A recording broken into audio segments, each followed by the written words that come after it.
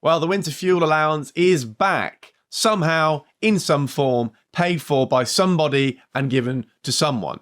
There's still so much that we don't know about the return of this policy following its scrapping in the autumn budget last year. Now, earlier today on GBNews Breakfast, I spoke to Ben and Ellie about what it means, how the government got themselves into this mess, and what's to come. Take a look. Chancellor Rachel Reeves is set to give millions more pensioners access to winter fuel payments, but at what cost? Well, as questions over the threshold loom, millions of wealthier pensioners could face higher tax bills to fund the expansion. Well, the Conservative leader, Kemi Badenoch, challenged Sir Keir Starmer at PMQs yesterday. Can the Prime Minister be clear with us here and now? How many of the 10 million people who lost their winter fuel payments will get it back? Mr. Speaker, at the budget, we took the right decision to stabilise the economy because of the £22 billion black hole that they left. And the signs, we took the right decisions. The growth figures are up, the interest rates have been cut, and we got 3 trade deals. So we will look again, as I said 2 weeks ago, at the eligibility for winter fuel. The fact is, he hasn't answered the question I asked him. OK, let's cross to Westminster, where our political correspondent Adam Cherry is on standby. Adam, good morning to you. Do we know where Labour are going to get the money from for this? And I guess most importantly, what the threshold or the details are going to be? Morning, guys. I'm afraid not. We don't have much more than what you've just said there, really. It's completely in the dark. I was in a briefing with the government spokesman and a party spokesman yesterday after that PMQs clash, and all these questions were put to them as well. And all they really said was stand by, we'll be announcing details soon. When is soon? Is it next week at the spending review? Is it even sooner than that? Is it at the budget? We got no answers. Now, there is another press briefing. As usual, it's behind closed doors, but I'll be there, and then as soon as it's over, I'll be out on Downing Street telling viewers and listeners what they said. But at the moment, as I say, we're kind of in the dark. Now, if you remember, this was initially justified, this change at the autumn budget last year, as necessary to cover that £22 billion black hole. We heard that over and over. We still hear it, even in PMQs yesterday. But changing or rather reversing, scrapping the winter fuel allowance saved less than £2 billion, roughly, which to you and I sounds like a lot of money, but in the context of government spending really isn't a lot. It is a lot in terms of political capital. Using the internet without a VPN, a virtual private network, is a bit like taking to the road without car insurance. All it takes is one unlucky moment to cost you a lot of cash. This video's sponsor is Private Internet Access. They are the VPN to help keep you safe. Click the link in the description below to find out why over 30 million people have downloaded PIA to protect themselves online. A virtual private network is an app that hides your IP address and helps keep your data private. When you're browsing the internet at home, you give up a large amount of data to businesses, to shops, and indeed to social media giants too. Hackers have the ability to steal your personal data with ease, including sensitive information such as passwords, keystrokes, and even your personal photos. Private Internet Access helps protect your personal data by encrypting your internet connection to keep your data out of the hands of cyber criminals. And it's not just hackers either to be concerned about. Information can be censored too. When Canada passed their C18 bill, social media giants decided to ban news content on their platforms.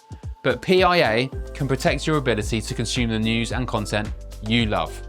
Private Internet Access is available for Windows users, Mac OS, Android, Linux, iOS, and you can use one PIA subscription to protect an unlimited amount of devices. And we've got a huge GB News discount for you too. Click the link in this video's description and you'll get a massive 83% off PIA. That's under £2 a month, the price of a coffee, and you'll get an extra 4 months completely free on top.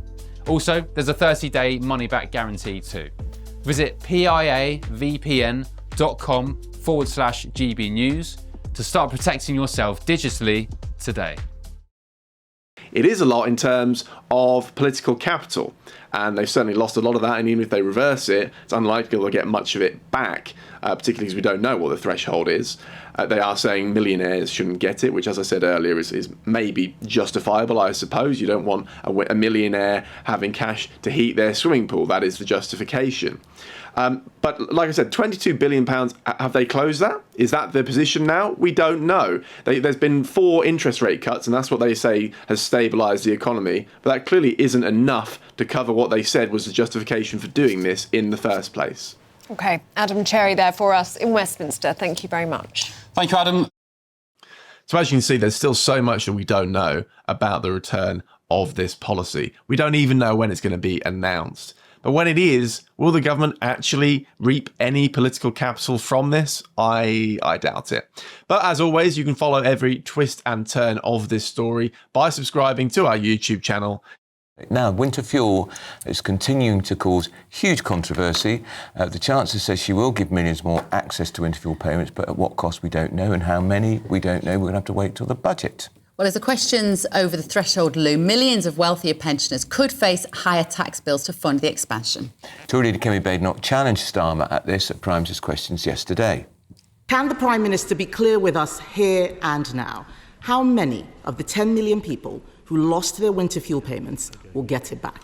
Mr. Speaker, at the budget, we took the right decision to stabilise the economy because of the £22 billion black hole that lay left.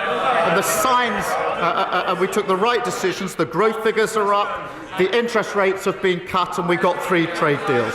So we will look again, as I said 2 weeks ago, at the eligibility for winter fuel. The fact is, he hasn't answered the question I asked him.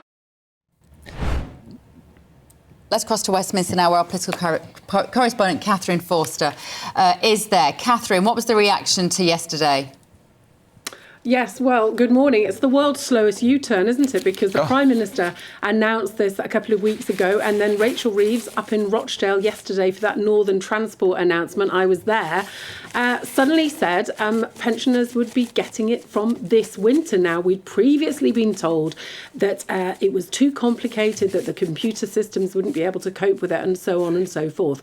So we know that some pensioners will be getting it this winter. We don't know what the cut-off will be, but it sounds like what's going to happen, the easiest way for the government is to give it back to everybody. So there are originally 12 million people got this payment of up to £300 a week. Last year, they took it from 10 million of those. That was absolutely toxic. And it's likely that they're going to, first of all, give it back to everybody, but then they will claw the money back from the wealthier pensioners, probably from about half of them. So it's likely that an additional 5 million pensioners will get that money this winter, and the other 5 million will then have to fill this out on their tax return, much in the same way as they do with child benefit, where that is withdrawn if you're on a higher income. The problem of that, of course, is it's messy, it's cumbersome, and also,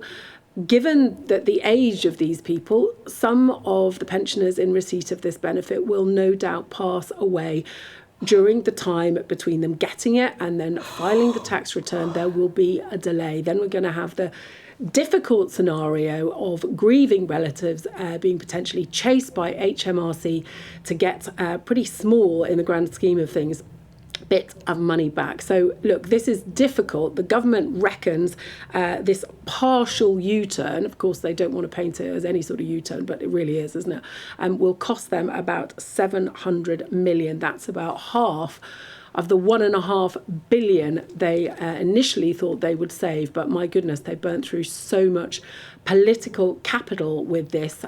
Will they be able to undo the damage? I suspect many people will have very long memories. And just briefly, Catherine, it's extraordinary that it's going to take till November to sort it out. We've got the big spending review next week. People are going to be bobbing up and down talking about winter fuel.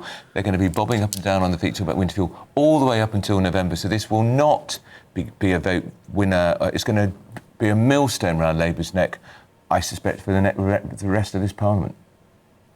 It's been hugely damaging. It was one of the first announcements that Labour made, and it was certainly a factor in that by-election where they lost to Reform up in where was it? Runcorn. Runcorn. Yeah. I was there, my goodness. It was certainly a factor there. I talked to lots of voters and it came up again and again that they were taking money from pensioners, they were taking money from people with disabilities. It has been hugely toxic. Now they're trying to undo some of that damage, but at what cost?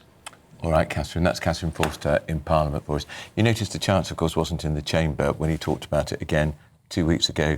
She wasn't there because it is a personal humiliation for the Chancellor of the Exchequer because it's her policy.